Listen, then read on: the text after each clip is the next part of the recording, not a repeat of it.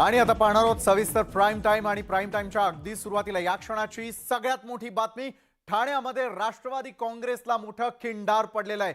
बाळासाहेबांची शिवसेना पक्षानं राष्ट्रवादीला आता धक्का दिलेला आहे। ठाण्यातील राष्ट्रवादीचे 6 माजी नगरसेवकांसह अनेक पदाधिकारी बाळासाहेबांची शिवसेना पक्षात दाखल झालेले आहेत। मुख्यमंत्री एकनाथ शिंदे यांच्या उपस्थितीमध्ये हा पक्ष प्रवेश झालाय। राष्ट्रवादीसह जितेंद्र आव्हाड यांना हा सगळ्यात मोठा धक्का मानला जातोय। तर 6 माजी नगरसेवक राष्ट्रवादीचे आता अखेर गळाला लागलेले आहेत। मुख्यमंत्री शिंदेंच्या शिवसेनेला ठाण्यामध्ये राष्ट्रवादी काँग्रेसला सगळ्यात मोठं खिंडार पाडण्यामध्ये शिंदेंना मोठं यश आलेलं आहे। मुख्यमंत्री शिंदेंच्या उपस्थितीमध्ये हा पक्ष प्रवेश देखील पार पडल्याचं आपण यावेळेला पाहतोय। दृश्यांमध्ये असलेले हेच ते ठाण्यातील राष्ट्रवादीचे यापूर्वी असलेले माजी नगरसेवक जे आता शिंदेंच्या पक्षामध्ये दाखल झालेले आहेत। त्यांचा पक्ष प्रवेश शिंदेंच्या उपस्थितीमध्ये पार पडलाय। 6 माजी नगरसेवक हे शिंदेंच्या पक्षामध्ये दाखल झाल्याचे आपण दृश्य यावेळेला पाहतोय। मात्र एका बाजूला राष्ट्रवादीला जरी हा धक्का मानला जात असला तरी देखील सर्वात मोठा धक्का हा यावेळेला जितेंद्र आव्हाड यांना देखील बसलाय हेच पाहावं लागेल। कारण जाहीर पक्ष प्रवेशाची ही दृश्य आपण ठाण्यातली पाहतोय। ठाण्यामध्ये बाळासाहेबांची शिवसेना पक्षाकडून हा सगळ्यात मोठा राष्ट्रवादीला देत धक्का मानला जातोय। 6 माजी नगरसेवक हे शिंदेंच्या पक्षामध्ये प्रवेश करतानाची ही दृश्य आपण पाहतोय। अजित मांढरे आमचे प्रतिनिधी या संदर्भात अधिक माहिती देतात। अजित, एका बाजूला आपण पाहतोय की जास्तीत जास्त पक्ष प्रवेश व्हावे याकडे शिंदेंची शिवसेना भर देताना दिसते, तर दुसरीकडे मात्र राष्ट्रवादीला सगळ्यात मोठा दे धक्का ठाण्यातच बसलेला पाहायला मिळतोय। काय अपडेट्स आहेत अजित? आपण जर दृश्य पाहिली तर आताच मुख्यमंत्री एकनाथ शिंदे यांच्या उपस्थितीमध्ये ठाण्यात राष्ट्रवादी काँग्रेसचे ज्येष्ठ नगरसेवक जे 50 वर्षापासून राजकारणात आहे आणि राष्ट्रवादी काँग्रेसमध्ये अत्यंत जवळचे मानले जातात यांनी त्यांच्या 6 नगरसेवकांसह बाळासाहेब शिवसेना पक्षामध्ये प्रवेश केलेला आहे। खरं पाहायला गेलं तर ठाण्यामध्ये पूर्ण ठाणे जिल्ह्यामध्ये जर शिवसेनेचा पहिल्यापासून विरोधक कोण असेल तर तो राष्ट्रवादी काँग्रेस पक्ष होता आणि त्या पक्षाला सुरुंग लावण्याचं काम जे आहे ते बाळासाहेब शिवसेना पक्षाने केलेलं आहे। हनुमान जगदाळे असतील आणि 6 नगरसेवक असतील त्यांनी जो प्रवेश केलेला, यामुळे ठाण्यामध्येच नाही तर संपूर्ण ठाणे जिल्ह्यामध्ये आता मोठ्या प्रमाणामध्ये राष्ट्रवादी काँग्रेसचे अनेक नगरसेवक पदाधिकारी प्रवेश करतील। याची सुरुवात जी आहे ती या आजच्या ठाण्यातील प्रवेशाने केल्याचं सांगितलं जातं। कारण का आज आपण दुसरा कार्यक्रम पाहिला असेल मुंबईमध्ये त्या ठिकाणी राष्ट्रवादी काँग्रेसच्या 6 नगरसेवकांनी खासदार डॉक्टर श्रीकांत शिंदे जे आहेत त्यांच्या आगमनाची भूमिपूजनाचा कार्यक्रम ते पूर्णपणे तयारी केली होती। म्हणजे मुळात राष्ट्रवादी काँग्रेसचे नगरसेवक असतील किंवा पदाधिकारी असतील ते कामं करतात किंवा बऱ्याच गोष्टी करतात, पण त्याकरता त्यांच्या पक्षातील कुठल्या आमदाराला किंवा पदाधिकाऱ्यांना बोलत नसून ते मुख्यमंत्री आणि श्रीकांत शिंदेना बोलतात। एकंदर हा सगळा प्रकार जो आहे यामुळे ठाण्याचं राजकारण दळून निघणार आहे। कारण काही दिवसात आता महानगरपालिकांच्या निवडणुका ज्या आहेत त्या जाहीर होतील आणि त्यामध्ये जास्तीत जास्त नगरसेवक जे आहेत ते आपल्या पक्षाचे असतील, हे प्रत्येक पक्षाला वाटत असेल। पण ज्या पद्धतीने बाळासाहेब शिवसेना पक्षाची सध्या खेळी सुरू आहे आणि अनेक ज्येष्ठ नेते हनुमान जगदाळे जे आहेत त्यासारखे प्रवेश करतायत, यांचा फायदा त्यांना होईल आणि त्याच पार्श्वभूमीवरती ते अनेक जे प्रवेश आहेत ते होते असं सांगितलं जातंय। पण नुकतं आता हनुमान जगदाळे यांनी शेजवर स्पष्ट केलं होतं की विकास जो आहे त्याकरता आम्ही पुढे जातोय, अशा पद्धतीनं कुठेही धन्यवाद अजित, आपण दिलेल्या सविस्तर माहितीसाठी। ठाण्यामध्ये अखेर 6 माजी नगरसेवक हे शिंदेंच्या पक्षामध्ये दाखल झालेले आहेत। राष्ट्रवादीला ठाण्यामध्ये मोठं खिंडार पडलंय। राष्ट्रवादीचे नेते धनंजय मुंडे यांचं गोपीनाथ गडावरती पांगरी ग्रामपंचायतीच्या वतीनं शाही स्वागत करण्यात आलं आणि यावेळी 4000 किलोंचा हार आणि 20 जेसीबींमधून पुष्पवृष्टी करण्यात आली। फटाक्यांची आतषबाजी, डीजे आणि विद्युत रोषणाईनं गोपीनाथ परिसर फुलून निघालेला होता। दरम्यान अपघातातून सुखरूपरित्या उपचार घेऊन परतल्यानंतर परळी राष्ट्रवादीच्या वतीनं धनंजय मुंडेंचं मतदारसंघामध्ये शाही स्वागत करण्यात आलं।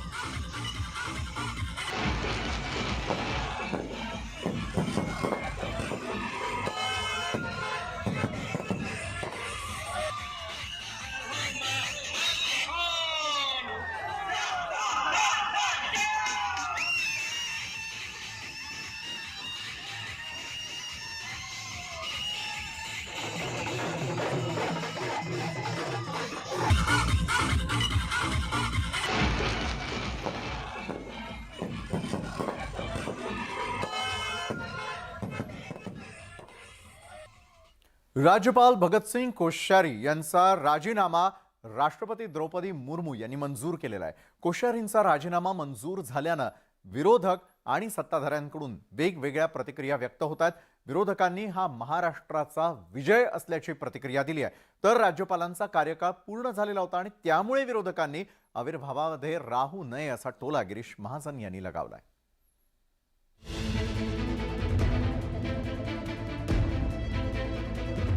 राज्यपाल भगतसिंग कोश्यारी यांचा राजीनामा मंजूर झाल्यावर राज्यात पुन्हा एकदा सत्ताधारी आणि विरोधकांमध्ये राजकीय सामना सुरू झालाय. भगतसिंग कोश्यारी आणि राज्यातील विरोधकांमध्ये सातत्यानं वेगवेगळ्या मुद्द्यांवरून संघर्ष झाला होता. छत्रपती शिवाजी महाराज, महात्मा ज्योतिबा फुले यांच्याविषयी कोश्यारींनी केलेली वक्तव्य वादात अडकली होती.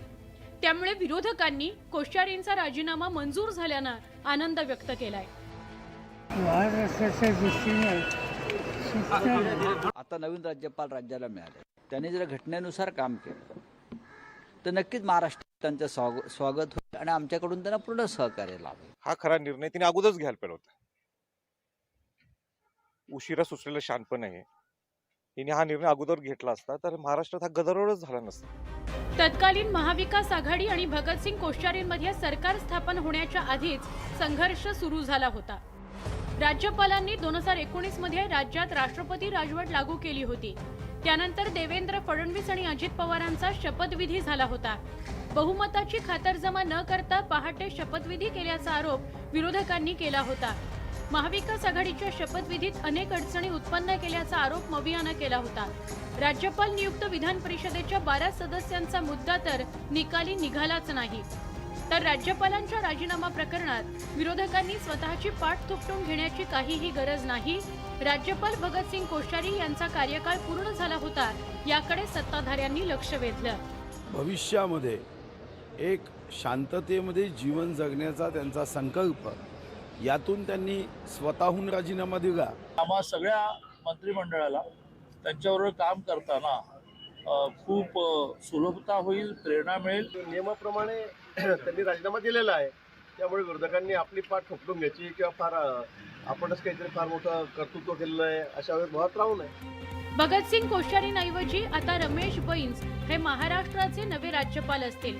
यापूर्वी बैस यांनी झारखंड आणि त्रिपुराचे राज्यपाल म्हणून पदभार सांभाळलाय. तसंच वाजपेयी सरकारच्या काळात त्यांनी मंत्रिपदही भूषवलंय. एकंदरीतच भगतसिंग कोश्यारींची कारकीर्द राजकीय दृष्ट्या राज्याच्या नेहमीच लक्षात राहील. Bureau report, news 18 Lokmat. महाराष्ट्राचे नवीन राज्यपाल म्हणून रमेश बैस यांची नेमणूक करण्यात आलेली आहे आणि त्यांच्या कारकिर्दीवर एक नजर टाकूयात. तर 2 ऑगस्ट 1947 मध्ये छत्तीसगडच्या रायपूरमध्ये त्यांचा जन्म झाला. तर 1978 मध्ये सर्वात आधी नगरपालिकेमध्ये ते निवडून आले. 1980 ते 84 मध्ये मध्य प्रदेश विधानसभेचे ते सदस्य होते.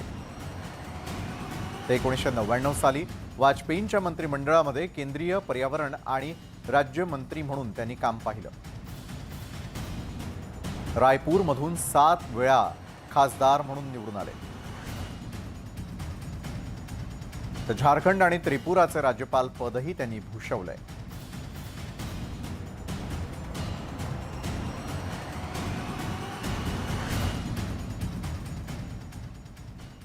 तर भगतसिंग कोश्यारी हे अखेर पाय उतार झाल्यानंतर उद्धव ठाकरे यांनी खोचक टोला लगावलाय. तर कोश्यारी यांनी प्रकृतीच्या कारणास्तव राजीनामा दिल्याची माहिती उपमुख्यमंत्री देवेंद्र फडणवीसांनी दिली. मुख्यमंत्री शिंदे यांनीही कोश्यारी यांचं कौतुकच केलंय. संजोग की बात ऐसी होती है कि उस वक्त छत्रपति शिवाजी महाराज जी का राज्याभिषेक करने के लिए उत्तर भारत से, काशी से गागा भट्ट आए थे. आज हम उत्तर भारतीयों के बीच में आ रहे हैं तो शिवाजी महाराज जी का अपमान करने वाले को वापस कुरियर से पार्सल वापस जा रहा है अमेझॉन से. आज महाराष्ट्राला नवे राज्यपाल सुद्धा मिळालेले आहे, तुमची सुद्धा सभा झालेली आहे. काय नेमकी अपेक्षा आहे? कारण मागचे जे राज्यपाल होते त्यांच्यावर बऱ्याच टीका नाही, त्यांचं मी अभिनंदन केलेलंच आहे. त्यांना मनापासून शुभेच्छा देतो. एक चांगलं काम या राज्यामध्ये आपल्याला पाहायला मिळेल. भगतसिंग कोश्यारीजी यांनी स्वतः मागच्या काळातच माननीय पंतप्रधानांकडे ही इच्छा व्यक्त केली होती की त्यांच्या प्रकृतीच्या कारणाने ते फार काळ कंटिन्यू करू शकणार नाहीत आणि त्यामुळे त्यांना राजीनामा द्यायचा आहे. तशा प्रकारे त्यांनी त्या ठिकाणी आपला राजीनामा दिलेला आहे. आणि मला असं वाटतं की राज्यपाल कोश्यारींनी महाराष्ट्रामध्ये उत्तम कार्य केलेलं आहे. अनेक लोकांनी त्यांना वादांमध्ये टाकण्याचा प्रयत्न केला, त्यांच्या बोलण्याचा चुकीचा अर्थ देखील लावण्यात आला. त्यांनी त्या संदर्भात क्लॅरिफिकेशन देखील दिलं. भगतसिंग कोश्यारी हे राज्यपाल पदावरून पाय उतार झालेले आहेत. नवी मुंबईतील एका कार्यक्रमामध्ये महाराष्ट्रातील लोकांचं कोश्यारी यांनी स्तुती केलेली आहे. महाराष्ट्रामधील लोक चांगले असल्याचं कोश्यारी यांनी म्हटलंय. नृत्य का वो मुंबई की टीम है, बहुत ही अच्छी, इतना अच्छा लग रहा है. उत्तराखंड से जब मैं महाराष्ट्र आया, गांव-गांव गया, जगह-जगह गया और यहाँ के आदमियों को देखा तो मुझे लगता है कि महाराष्ट्र के आदमी ये तो बिल्कुल हमारे पहाड़ के आदमी की तरह से सज्जन लोग हैं. अब शहरों में कुछ गुंडागर्दी, दादागिरी, दाऊद जो होंगे वो एक अलग विषय है. सत्यजित तांबेंच्या मुद्द्यावरून बाळासाहेब थोरात यांना काँग्रेसच्या विधिमंडळ नेतेपदाचा राजीनामा दिलेला होता. मात्र हा राजीनामा स्वीकारला नसल्याची माहिती प्रभारी HK पाटील यांनी दिली. मुंबईमध्ये थोरात आणि पाटील यांची बैठक पार पडली आणि या बैठकीनंतर बोलताना पाटील यांनी ही माहिती दिली. वाद पक्षांतर्गत असून काँग्रेस अध्यक्ष मल्लिकार्जुन खरगे यांच्यासोबत चर्चेनंतर प्रश्न सुटेल असं थोरात यांनी सांगितलं. तसंच रायपूरमध्ये होणाऱ्या काँग्रेसच्या बैठकीलाही थोरात उपस्थित राहणार आहेत आणि त्यामुळे थोरातांची मनधरणी करण्यात काँग्रेसला यश मिळाल्याचं बोललं जात आहे. अभी तो रेजिग्नेशन को मानने का वो कुछ नहीं विषय है और मैं थोराट साहब को विनती भी किया हूँ.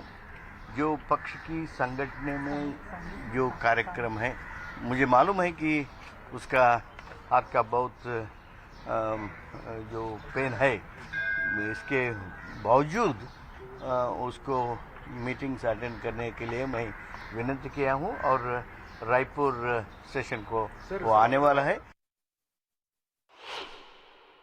हे आमचं काँग्रेस कुटुंबातलं जे काही गोष्टी आहेत त्या अंतर्गत बाबी आहेत. मीडियाने ते खूप मोठ्या केल्या ही वस्तुस्थिती त्यामध्ये आहे. माननीय खरगे साहेबांशी मी बसावं असं माननीय पाटील साहेबांनी सांगितलेलं असल्यामुळे आम्ही आणखी चर्चा आमच्या होतील. काही मुद्दे आहेत आणि शेवटी ते काँग्रेस ताकदवान करण्याकरता म्हणून आहेत, काँग्रेसला पुढे नेण्याकरता म्हणून. बंजारा समाजाची काशी समजल्या जाणाऱ्या पोहरादेवी इथे आज सेवाध्वज स्थापना आणि संत सेवालाल महाराजांच्या अश्वारूढ पुतळ्याचं अनावरण पार पडलं.